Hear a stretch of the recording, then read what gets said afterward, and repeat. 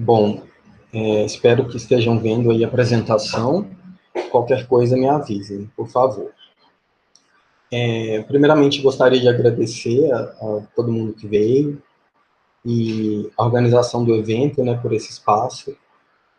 E eu sou Renato Trevisan dos Santos, estudante de mestrado no programa de pós-graduação em Meios e Processos Audiovisuais, na ECA USP, com formação em audiovisual também pela ECA USP.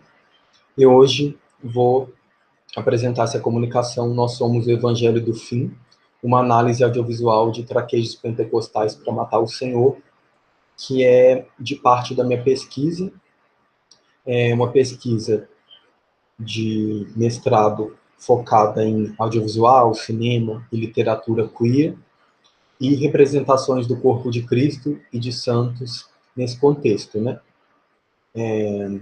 Eu, na dissertação, desenvolvo 3 capítulos sobre Pasolini, Derek Jarman e João Pedro Rodrigues, e na introdução eu tento localizar brevemente o contexto atual, em especial produções brasileiras contemporâneas, no campo do videoclipe, incluindo Linda Quebrada, Jupe do Bairro, Getúlio Abelha, Leona Vingativa, Ventura Profana, que é a que a gente vai tratar hoje, né? Então, eu queria ler brevemente o resumo, porque acho que ele dá conta de sintetizar bem o que eu pretendo com essa comunicação. Vamos lá. Urgência gestava a aparição de Traquejos Pentecostais para Matar o Senhor, 2020, álbum de Ventura Profana e Pode Ser Desligado, cai agora no Brasil do Apocalipse. Este ano, com a saturação dos ataques contra populações negras e LGBTQIA+, operadas por braços armados de governos ao redor do mundo, a importância estética e política desse álbum deve ser saudada, com cânticos que entoem esta, entre outras máximas, eu não vou morrer. Leva-nos a refletir com prontidão sobre a morte. Não vou morrer para matar o Senhor. Fado de grande parte da comunidade queer e negra em contexto de necropolítica. A importância simbólica desse clamor deve ser destacada, pois não se trata de responder à violência com mais violência, mas de destituir o Senhor na ocupação dos imaginários. A reivindicação é, como em outra canção, por restituição. Há que se pensar, para além da política de morte institucionalizada, em outras possibilidades de expressão, rememoramento, reivindicação de ancestralidade e abertura à imaginação de novos futuros, em que opressões em geral, de raça, classe, gênero, sexualidade, etc., cessem suas operações. Então, o álbum Traquejos Pentecostais para Matar o Senhor, ele é um EP de 6 faixas, lançado em julho desse ano, 2020, e traz aventura profana nos vocais e pode ser desligado na parte instrumental, eletrônica, nos beats, né, os batuques. E eu trouxe aqui faixa a faixa e destaquei alguns versos que, ao meu ver, representam muito bem essa ideia de junção de um corpo queer, no caso uma travesti preta, gorda, né, auto-intitulada missionária, e com a intersecção das questões religiosas, né. Uma questão que eu acho curiosa destacar é que o álbum e Aventura, no Wikipédia, por exemplo, ela consta como gênero musical gospel e cristão. Isso é muito curioso, né? Porque é difícil precisar o gênero da Aventura e desse álbum, que reúne elementos de funk, de pop, de rap, batuques, atabaques, e as canções elas têm uma circularidade, loopings e ecos, que remetem a gente a mantra, a pontos de terreiro, de umbanda, candomblé, né? Além de elementos, trechos bíblicos ou versos de músicas gospel, propriamente. Então, é uma grande colagem de todos esses elementos para abrir a seara para a ocupação desse espaço religioso por outros corpos, né, subrepresentados, invisibilizados e, em geral, violentados. Aí a primeira faixa, Piton, diz o seguinte: eu fui no terreno do inimigo e eu tomei tudo o que me roubou. Esse verso em particular é uma apropriação que a Ventura faz de uma canção gospel mesmo, bastante popular, chamada Debaixo do Meu Pé. Debaixo do Meu Pé é um outro verso que ela retoma nessa canção, mais para o final. E tem uma declaração da Ventura em que ela diz que ela tem uma origem, uma criação na Igreja Batista, né, como herança familiar. Ela é nascida em Salvador, depois viveu desde a tenra infância em Catu, no interior da Bahia, depois se mudou para o Rio de Janeiro, morou em Belo Horizonte, enfim, tem uma produção aí que dialoga várias regiões do Brasil, né? E ela dá o testemunho de que nas igrejas neopentecostais, o setor responsável pelas músicas, né, o Ministério de Louvor, é um grande responsável pela popularização dessas igrejas, né? Que as músicas, de fato, são muito pop, muito envolvente, evoca, né, e convoca o corpo dos fiéis para pular. Se vocês observarem, por exemplo, essa música Debaixo do Meu Pé, tem uma coreografia, né, a galera pula de um lado para o outro, então tem esse arrebatamento, esse êxtase, né? E aí a Ventura vai entrar nesse campo, expandindo as noções e agregando outros corpos das LGBTQs, né, das pretas, para essa possibilidade religiosa e espiritual. Aí, seguindo aí, então, eu tomei tudo o que me roubou, mirra, perfume, incenso e azeite, pérolas, vinho, unção sobre mim, bota de pitom para pisar na cabeça do Senhor, com tremor, com temor, pitom. É até muito cara. Armem-se com poderes espirituais. Queria só destacar mais um trechinho, que essa parte da bota de pitom é até muito cara, que ela faz uma paródia aí, uma reapropriação de um testemunho que uma cantora gospel bastante popular, Ana Paula Valadão, ela deu esse testemunho falando que ela recebeu uma mensagem de Deus dizendo para ela que ela deveria comprar uma bota de pitom, né, para pisar na cobra, né, que seria esse símbolo do mal, e caminhar por principados, espalhar a palavra de Deus por vários países. E aí ela diz isso, a bota de pitom, que é até muito cara, e aí a Ventura retoma ipsis literis esse dito, né? E leva para um outro patamar. Aqui, no caso, a bota de pitom é para pisar na cabeça do Senhor, né? Para destituir simbolicamente esse Senhor do seu lugar de poder. Isso segue para a próxima faixa, Homenzinho Torto, em que ela diz: e temos conhecido os falsos profetas. Quando o Espírito soprou em nosso meio, línguas estranhas foram repartidas, os vasos transbordaram de azeite, fartura de pão e peixe, e se Deus é por nós, quem será contra nós? Não preciso destacar, né, as referências óbvias à religião, os chavões, né, da religião, as máximas bíblicas. Aí na próxima faixa, Restituição, é dito: aqui estou como intercessora, com os joelhos feridos pelo clamor dos seus, travesti sendo glorificada. Nós somos o evangelho do fim, o chão vai tremer, o céu vai tremer. Esse trecho, Nós somos o evangelho do fim, eu achei interessante trazer ele até para o título da comunicação, porque acho que diz muito sobre esse movimento e sobre o momento em que a gente está vivendo, né? De ser um fim de uma ideia de sociedade, um apocalipse, né? De fato. Seguindo aqui para a quarta faixa, um novo nome, ela diz: armada espiritualmente, flecha exata na cabeça do Senhor. Aleluia. Toca trombeta, opera milagre. Pelo poder da fé, torne-se axé. Em verdade vos digo que antes que Abraão existisse, eu sou. Aí aqui a gente já tem uma passagem para as religiões afro-brasileiras, né, na menção ali a Torne-se Axé, né, e em seguida na faixa Eu Não Vou Morrer, que tem um videoclipe, inclusive, a gente vai ver umas imagens daqui a pouco, é dito: nascemos em manjedouras e depois de crucificadas ressuscitamos. Daisy são as Iabás falando ao pé do meu ouvido. Não mais Calvário. Em Calunga somos eternais. Viva, em pleno mar morto. E no terceiro dia, na pedra do sepulcro, Laroye Exu, para que não pereça, mas tenha vida eterna. Edificando e plantando, videira, videira, videira, vida. Aqui, outros elementos das religiões afro, né? As Iabás, Calunga, Laroye Exu, né?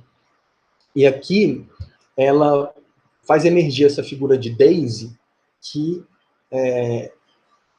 assoma como uma alternativa ao binário Deus, né? Então, Daisy seria aí uma terceira via de exploração da espiritualidade, de contemplação, né, desse potencial. E aparece também, por exemplo, em faixa da Jupi do Bairro, né, Pelo Amor de Daisy. Alice Guel também vai mencionar Daisy. E por aí vai, né? Eu acho que tem uma nova cosmogonia aí sendo talhada, né? Muito interessante. Por fim, a faixa Vitória, em que é dito: para os que acreditam na trava vitoriosa, não há mais condenação.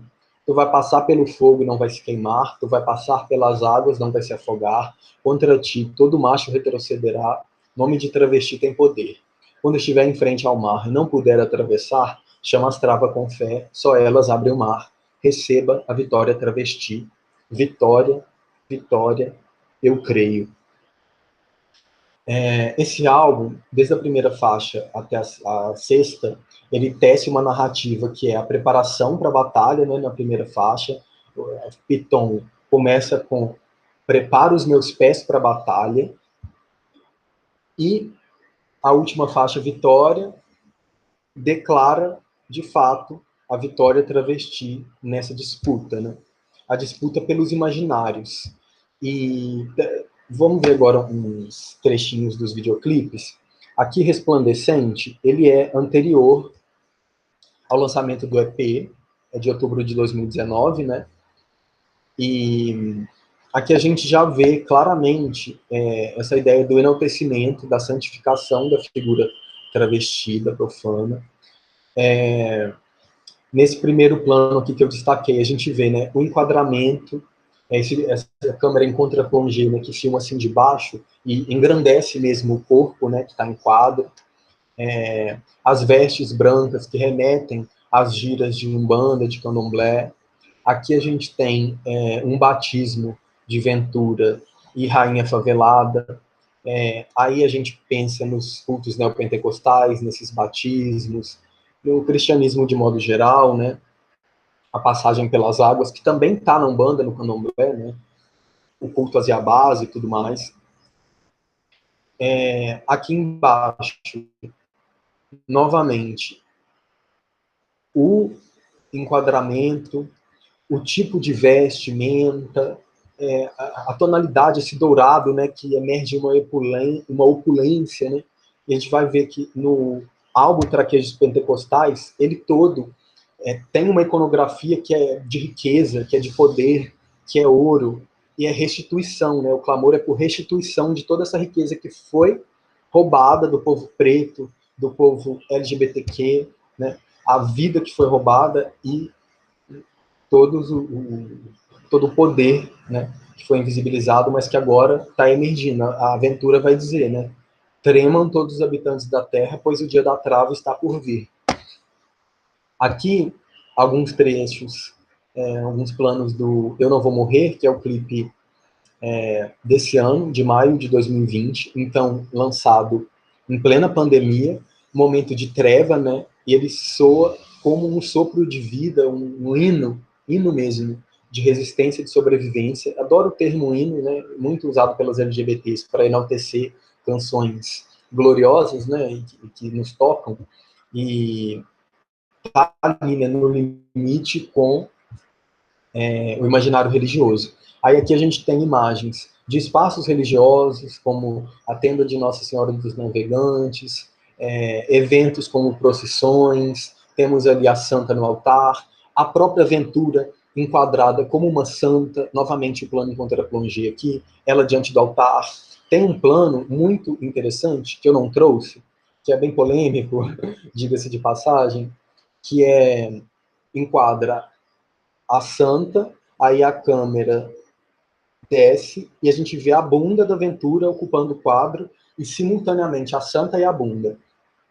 Não como excludentes, não como opositores, mas como complementares. A gente vai ver depois como que o erotismo, que o Bataille vai mencionar, eu vou até já passar para essa parte.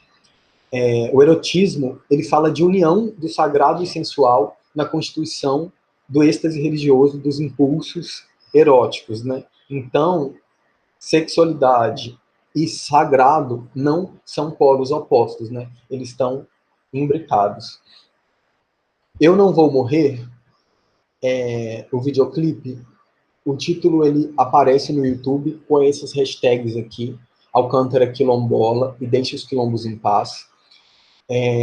Ele foi filmado na comunidade quilombola de Alcântara, no interior da Bahia. O anterior, Resplandecente, foi filmado ali em Pirapora, em Minas Gerais, e elas percorrem o Rio São Francisco, o espaço sagrado do Rio São Francisco. E aqui, Alcântara, quilombola, e é um clamor pela liberação dos quilombos, quilombos que são corpos resistentes, né? Não são só espaços geográficos, né?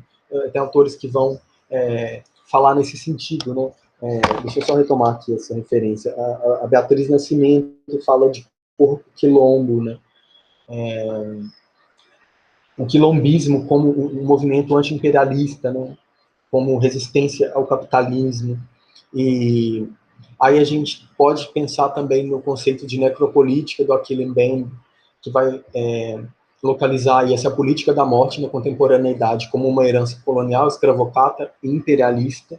Ele vai fazer todo um apanhado histórico de momentos de estados de sítio, estado de exceção, política oficial de morte, em que a soberania se coloca como definidora de quem deve viver e de quem deve morrer, né? Quem pode viver e quem deve morrer. E a gente trazendo para o nosso presente, a gente sabe quem que é vítima, né? A linha de frente dessa política de morte, que são as travestis pretas, né? E Ventura Profana se colocando no lugar de eu não vou morrer, sabe? Eu vou resistir a esse ímpeto necropolítico.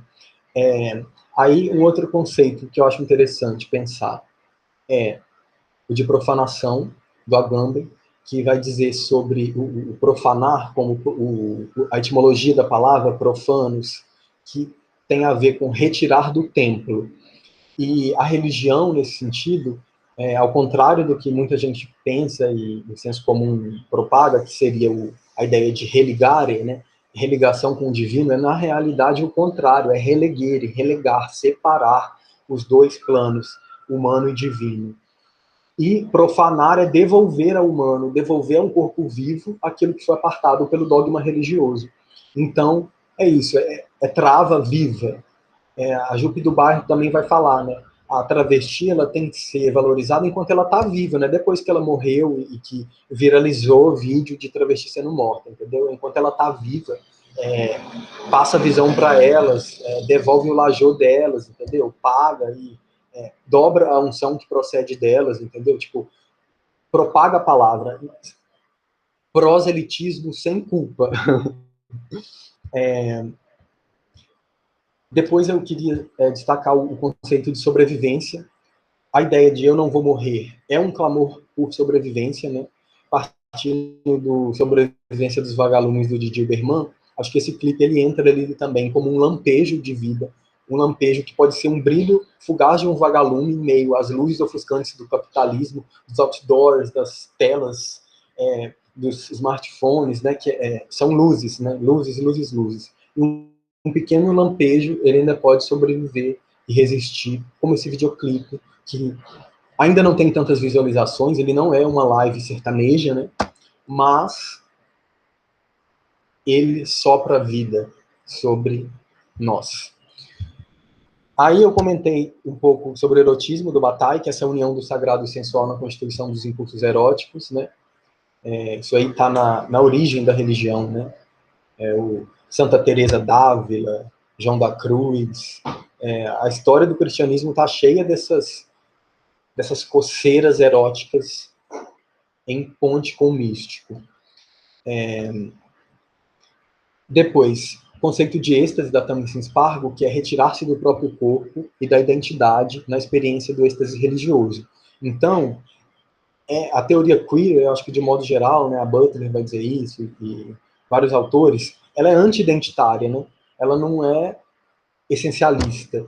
Pensa na identidade como provisória, frágil e falsa, e artifício. Então, a experiência do êxtase nos permite sair da identidade, ser mais do que aquilo que a gente seria estritamente. E, por fim, eu gostaria de pensar no conceito de afrofuturismo, partindo aqui de um texto da Kênia Freitas do Zé Messias, que é o afrofuturismo versus afropessimismo, o futuro será negro ou não será, e eles vão dizer ali, né, desde um presente que já é distópico, já é pós-apocalíptico, a gente sabe bem que uma determinada parcela da comunidade brasileira e mundial já vive em situação de morte cotidiana, de apocalipse cotidiano, de distopia, e agora com a pandemia isso se agravou, talvez até democratizou a distopia, a pandemia, o pós-apocalipse, mas a gente sabe que nas favelas, nas periferias, nas esquinas, as trans estão morrendo, as LGBTQs, as gays estão apanhando, estão, enfim, sendo violentadas, e uma série de terror cotidiano. E o afrofuturismo reconhece esse terror cotidiano, esse presente distópico, mas ainda assim pensa na possibilidade de imaginar outros futuros em que todas essas opressões comungadas cessem de operar.